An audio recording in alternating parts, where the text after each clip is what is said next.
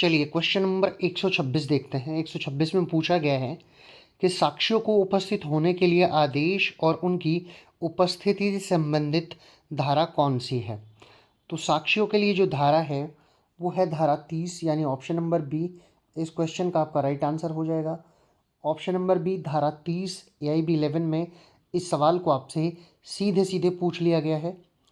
चलिए अब चलते हैं अगले सवाल की तरफ। आगे है, किस CPC की किस धारा के अंतर्गत न्यायालय गवाह को उपस्थित होने के लिए बाध्य कर सकता है।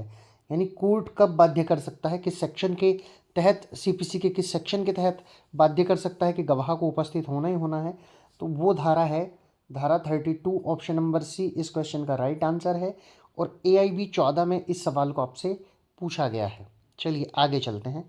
आगे है, CPC की कौन सी धारा न्यायालयों की धन संबंधी अधिकारिता से संबंधित है। तो धारा 6, यानी ऑप्शन नंबर बी में दिया गया है धारा 6 न्यायालयों की धन संबंधी अधिकारिता से संबंधित है। आगे आते हैं, प्रांतीय लघुवाद न्यायालय अधिनियम का उल्लेख CPC की किस धारा में है। तो ये आपका जो है वो धारा 7 में है। ऑप्शन नंबर सी इस क्वेश्चन का राइट आंसर है। धारा 7 में प्रांतीय लघुवाद के बारे में बताया गया है। AIB 12 में इस सवाल को पूछा गया है। आगे चलते हैं। अगला सवाल, न्यायालयों का पदानुक्रम CPC की किस धारा से स्पष्ट होता है। तो पदानुक्रम की अगर बात की जाए तो ये होता है धारा 3 से, यानी ऑप्शन नंबर सी इस क्वेश्चन का आपका राइट आंसर हो जाएगा। आगे चलते हैं। आगे पूछा गया है, CPC के अंतर्गत पारित डिक्री के विरुद्ध अपील कौन कर सकता है। यानी किसका अधिकार होगा अपील करने का। तो जो भी व्यथित पक्षकार होगा वो CPC के अंतर्गत जो भी डिक्री पारित हुई है उसके विरुद्ध वो अपील कर सकता है। आगे चलते हैं अगले सवाल की तरफ। अगला सवाल है, suits of a civil nature, यानी दीवानी प्रकृति के वाद इनमें से कौन सा वाद शामिल नहीं है। यानी सिविल नेचर का केस कौन सा नहीं है, केस दिया गया है आपको। तो इसमें क्या है, विशुद्ध रूप से धार्मिक और जातिगत मामलों से जो संबंधित वाद हैं वो नहीं आते हैं सिविल नेचर के वादों में। संविदा से संबंधित वाद भी आते हैं और कार्यालय से संबंधित वाद भी आ जाएंगे आपके, संपत्ति से संबंधित वाद भी आ जाएंगे आपके। परंतु जो विशुद्ध रूप से जातिगत धार्मिक मामलों से संबंधित वाद हैं वो क्रिमिनल नेचर के हो जाएंगे। आगे चलते हैं, CPC के किस आदेश के तहत वाद पत्र में परिवर्तन किया जा सकता है। तो ये होता है आदेश 1 नियम 10, यानी एडिशन ऑफ पार्टीज हो सकता है। आगे चलते हैं अगले सवाल की तरफ। CPC की धारा 144 के तहत प्रत्यास्थापन यानी रेस्टिट्यूशन का आदेश किसके द्वारा दिया जा सकता है, ये आपको बताना है। तो इसमें आपके 4 ऑप्शन दिए गए हैं और इसका राइट आंसर है अपीलीय या trial court. Option number B इसका राइट आंसर आपका हो जाएगा। Option number B. अब पूछा कहाँ गया है सवाल को वो भी देख लेते हैं। AIB 12 में इसको पूछा गया है। आगे चलते हैं। न्यायिक निर्णय का सिद्धांत CPC में कहाँ परिलक्षित होता है। तो न्यायिक निर्णय का जो सिद्धांत है वो धारा 11 पूर्व न्याय, ये आप याद रखेंगे, यहाँ पर परिलक्षित होता है। आगे चलते हैं। ऋणी की गिरफ्तारी और कारावास का प्रावधान CPC की किस धारा में है। तो ये है धारा 55 में।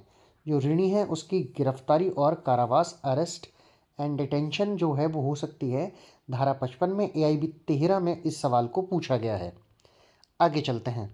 कुर्की से छूट का प्रावधान CPC की किस धारा में दिया गया है। तो कुर्की से जो छूट का प्रावधान है वो धारा 60 में दिया गया है। तो इस क्वेश्चन का right answer option number C है।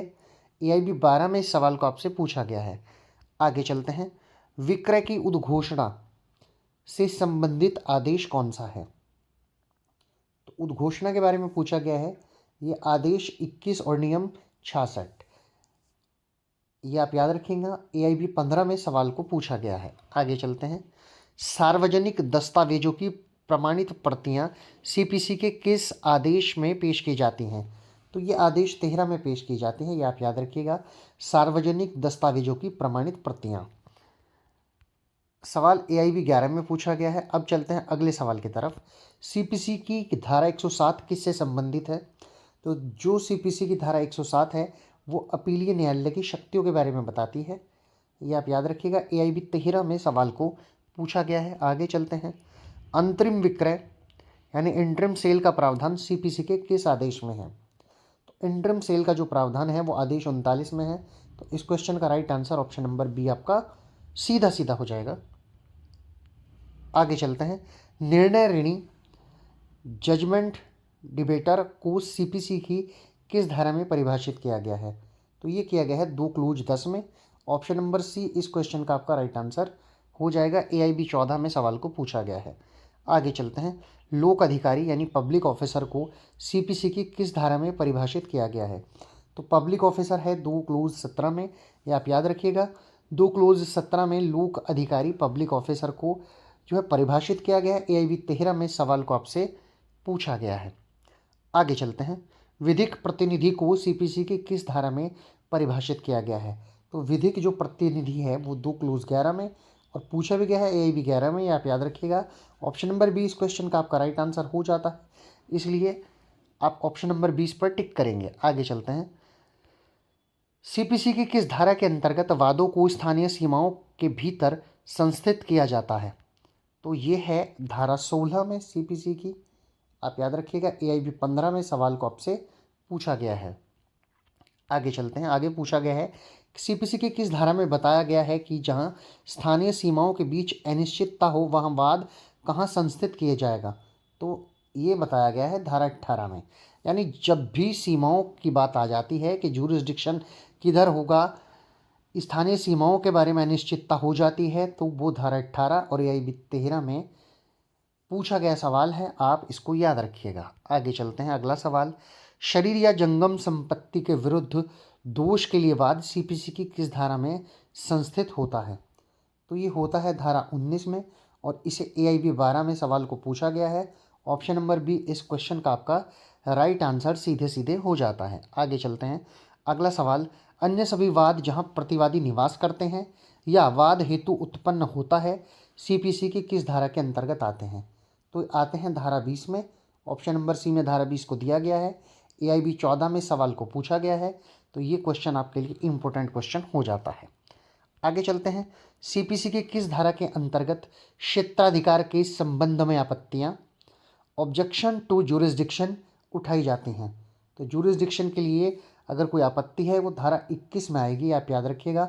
ऑप्शन नंबर बी में धारा 21 दी गई है और ये सवाल AIB 11 में आपसे सीधा सीधा पूछा गया है। चलिए अगले सवाल की तरफ चलते हैं। सीपीसी की कौन सी धारा साधारणतया वादों का संस्थित किया जाना से संबंधित है? तो धारा 26 जो है वो इसके अंतर्गत आती है और AIB 13 में इस सवाल को आपसे सीधा सीधा पूछा गया है। तो ये सीपीसी के वो 150 सवाल थे जो इम्पोर्टेंट हैं, जो AIB के परीक्षा में पहले पूछे जा चुके हैं। आप अपनी तैयारी को मजबूती से करते हुए इन सवालों को एक बार जरूर करके जाइएगा। हो सकता है कि काफ़ी सारे सवाल यहाँ से आपको मिल जाएं। ये मेरा प्रयास है कि आप अपनी परीक्षा में सफल हों। अच्छा, अब बात करते हैं इसकी PDF के बारे में। यदि आप इस क्लास की जितनी भी मैंने पढ़ाई हैं सबकी PDF पाना चाहते हैं, PDF बिल्कुल फ्री ऑफ कॉस्ट है, उसके लिए आपको कोई भी किसी भी तरह का पैसा नहीं देना है। तो आप मुझे नीचे कमेंट बॉक्स में लिखकर बता सकते हैं। मैं कोशिश करूँगा कि जल्द से जल्द आपको PDF दे सकूँ ताकि आपकी तैयारी अच्छी हो सके। आपकी परीक्षा निकट है, आपकी परीक्षा निकट होने के नाते मद्देनज़र ये मैं चीज़ें ध्यान में रखते हुए आपको प्रयास करूंगा कि काफ़ी सारा इम्पोर्टेंट चीज़ें जो इम्पोर्टेंट पार्ट हैं वो मैं करा दूं ताकि आप अपनी तैयारी को मजबूती से कर सकें और पहले प्रयास में ही इस एग्ज़ाम को पास कर सकें। तो ये हमारी क्लासेस लगातार चल रही हैं, छोटे छोटे पार्ट्स में मैं आपको क्लास दे रहा हूँ ताकि आप बोर भी ना हो और आपका सिलेबस जो है वो हो जाए। आप अपना अच्छे तरीके से पेपर को करके आइएगा। फिलहाल आज के वीडियो में इतना ही। मैं एक अच्छे सिलेबस के साथ AIB के पिछले सवालों के साथ ही फिर से आपसे मिलूँगा। तब तक के लिए मैं आपसे विदा लेता हूँ। नमस्कार।